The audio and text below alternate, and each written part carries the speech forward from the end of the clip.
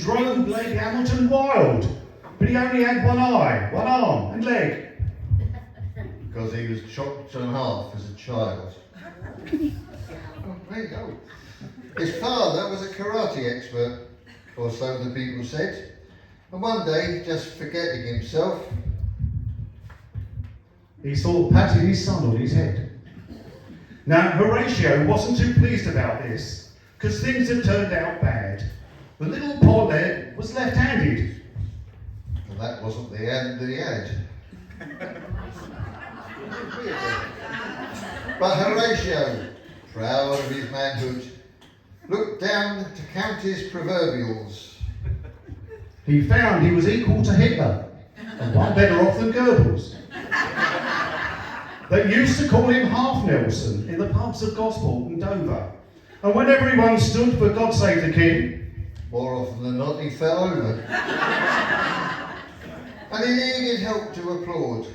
Life seemed really unfair, because when it came to getting legless, he was already halfway there. So he'd go down to the local hop, and there he'd sing and shout. because he couldn't do the military two-step, and half the okey-cokey was out. But sex was like riding a bike, as Horatio found when he tried. When a one-legged man gets his leg over, he falls off on the other side. He only had a starboard leg, and when his flagship had left the shore, his men said aye instead of aye aye. and his parrot said pieces of 4. But when the Navy sailed into battle, brave Horatio didn't know fear. I see no ships, he calmly said.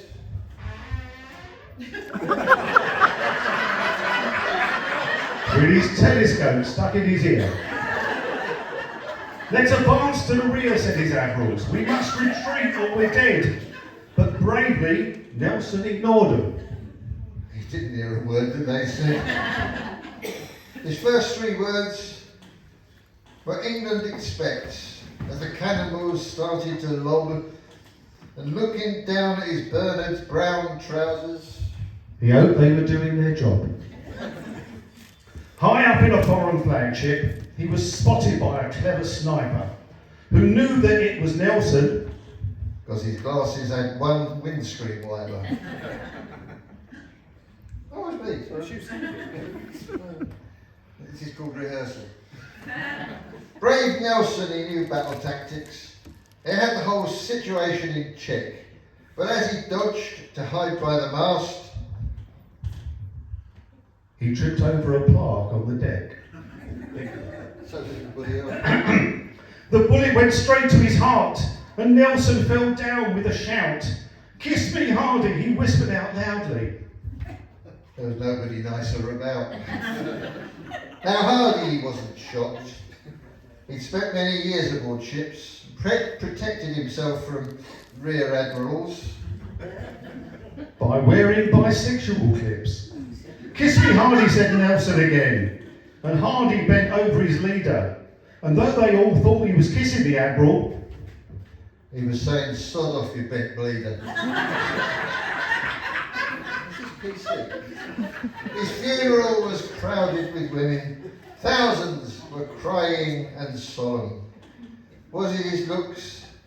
Was it his charm? no, it was the size of his column. We